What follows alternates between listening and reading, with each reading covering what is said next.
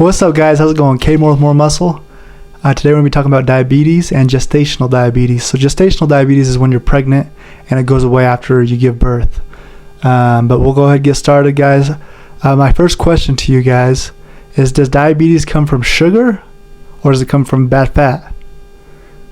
Well, guys, the answer it's not sugar. Sugar is not going to do anything for your diabetes. It's not going to impact diabetes, it's not going to cause diabetes. It's bad fat. What happens is when your cells can't let insulin in, that's when diabetes occurs. And usually it's that bad fat that's blocking the cells to receive that sugar. Sugar is the optimal source of fuel for your body.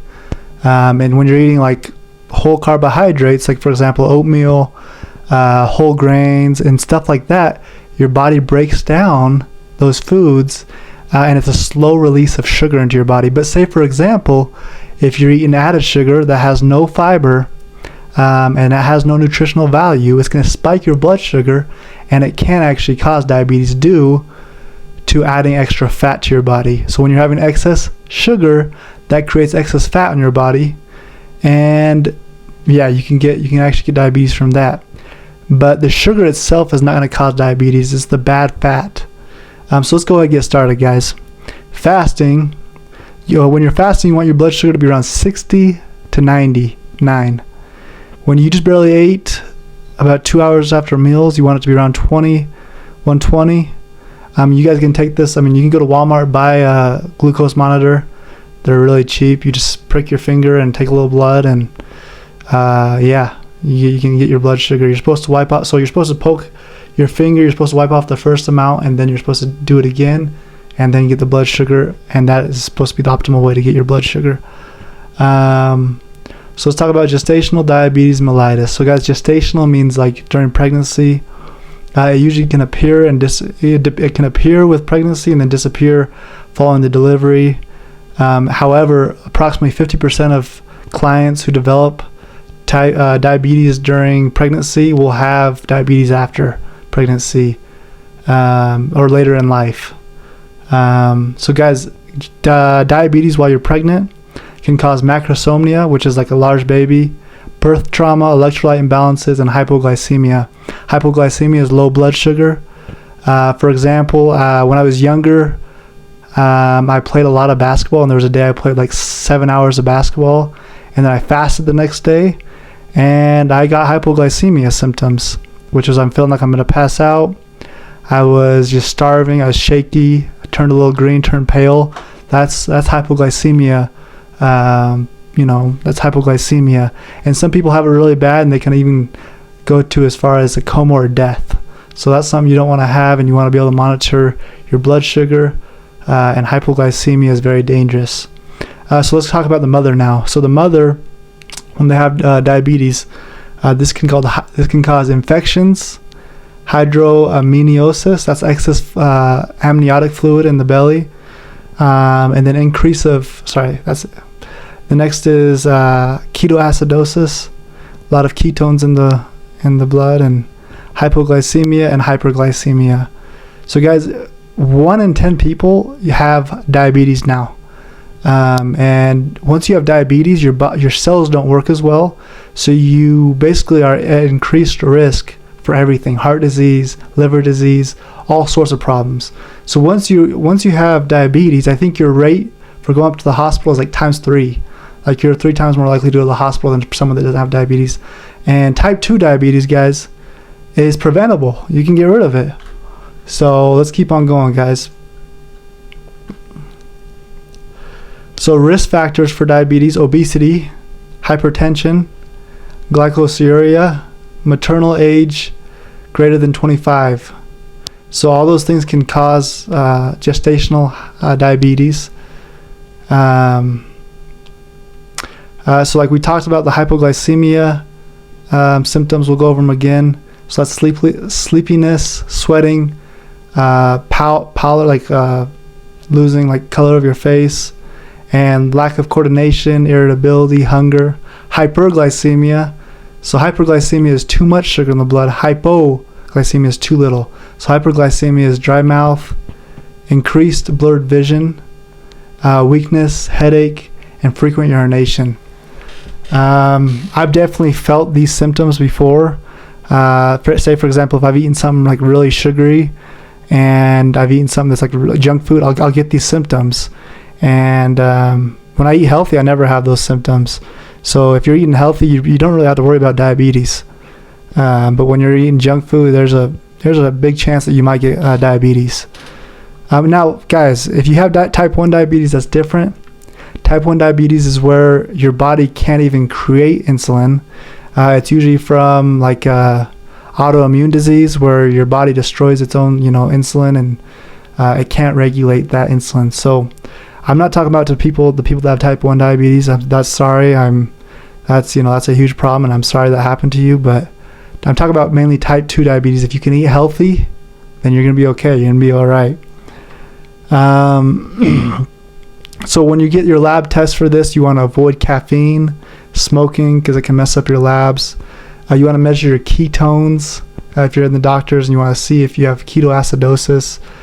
And you always, if you have diabetes, you want to monitor your blood glucose level, because if it gets too low or too high, that can be really problematic, and it can even put you into a coma or cause death. So if you have diabetes, or if you want to just stay away from diabetes, you want to exercise. You really want to exercise, because that's going to burn more calories, and it's going to be a lot better for you.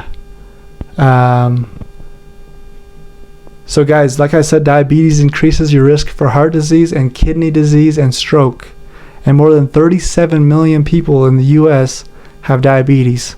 1 in 10 people, and 95% of those 1 in 10 people have type 2 diabetes. So guys, 1 in every 10 people in the United States have diabetes. That's terrible. That's sad, honestly. Like, people just are not taking care of their health. They're just not motivated. They're not exercising. They're just eating junk food.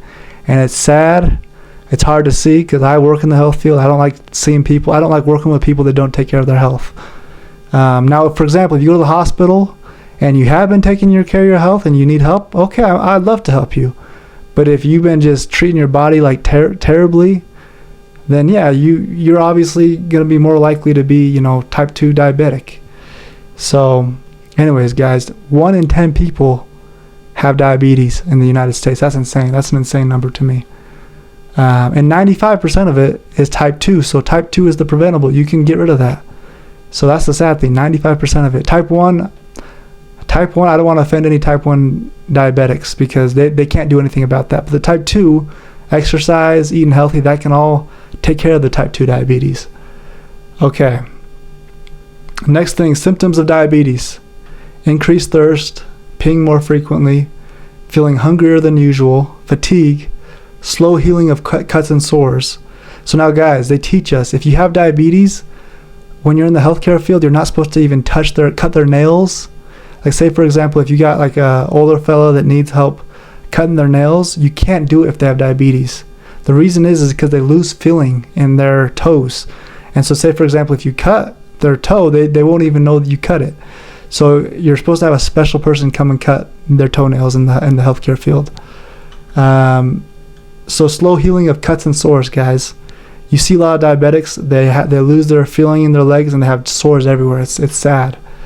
Just because that perfusion of sugar is just not getting through the body. Those cells aren't getting enough sugar. They can't operate. So that's what happens, and that's why your risk for health problems goes way up. You're gonna feel tingling or numbness in the hands or feet. That's a symptom. Blurred vision, dry skin, unexplained weight loss. So guys, let's go over some risk factors. Genetics are a risk factor, but if you take care of your health, you're not gonna have diabetes. Excess body fat. Well, sorry, let me rephrase that. Genetics are a risk factor for type 1 diabetes, but not for type 2 diabetes. Type 2 diabetes you can control. So excess body fat, especially in your belly and around your organs.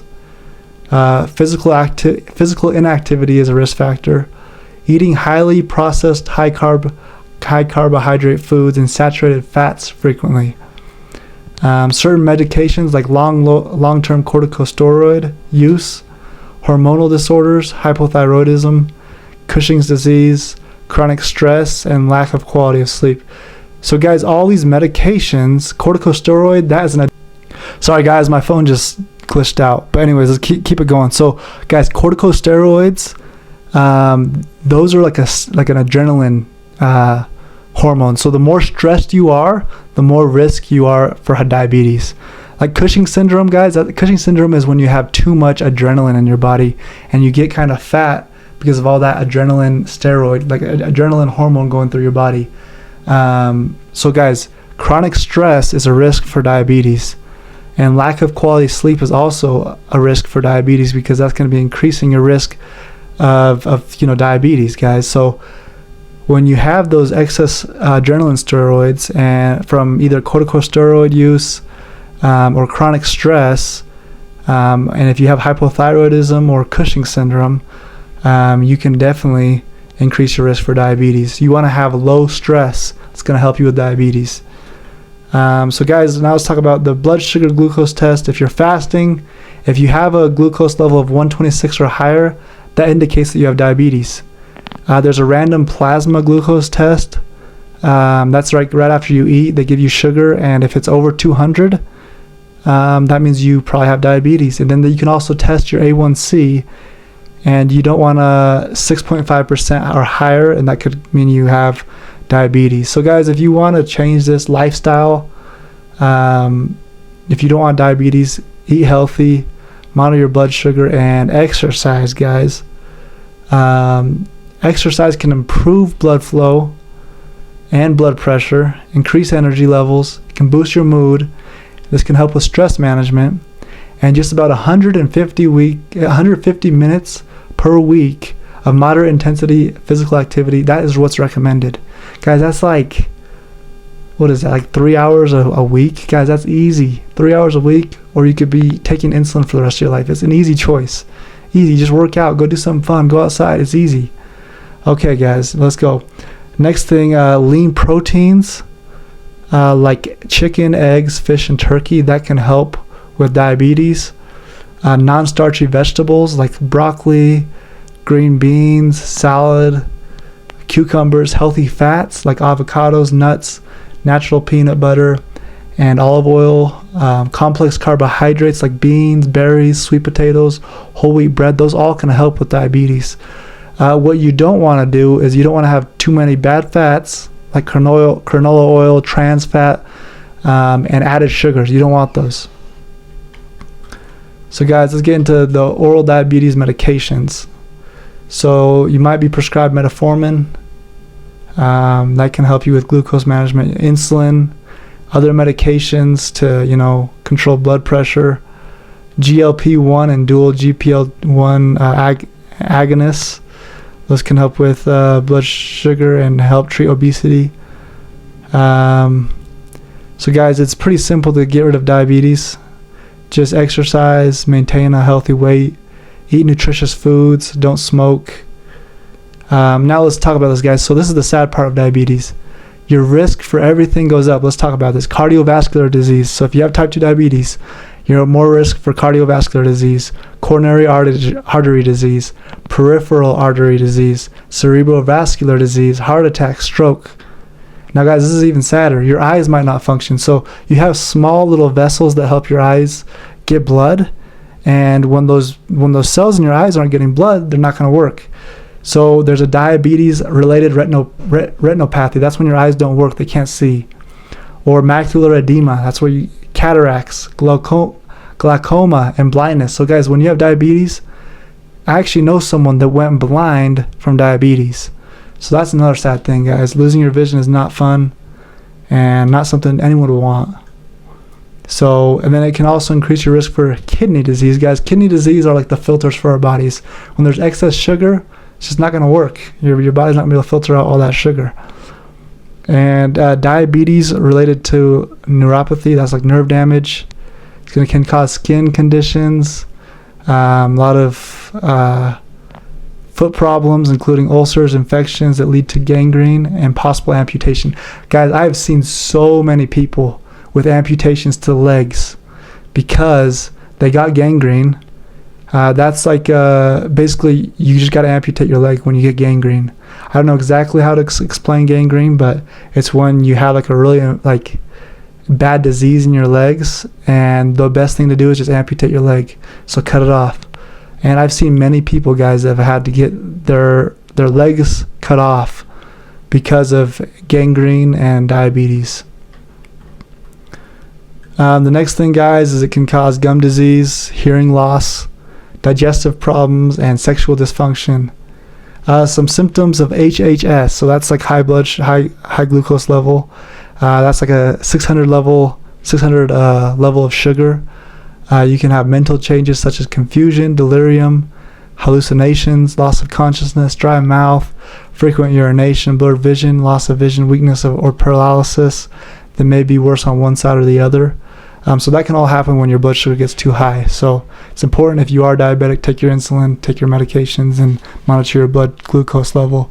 But guys, if you take care of your health, if you eat healthy, you go to the store, you buy healthy food, if you exercise, if you go outside, if you sleep good, you stay low levels of stress, your risk for diabetes are going to go way down. Way down.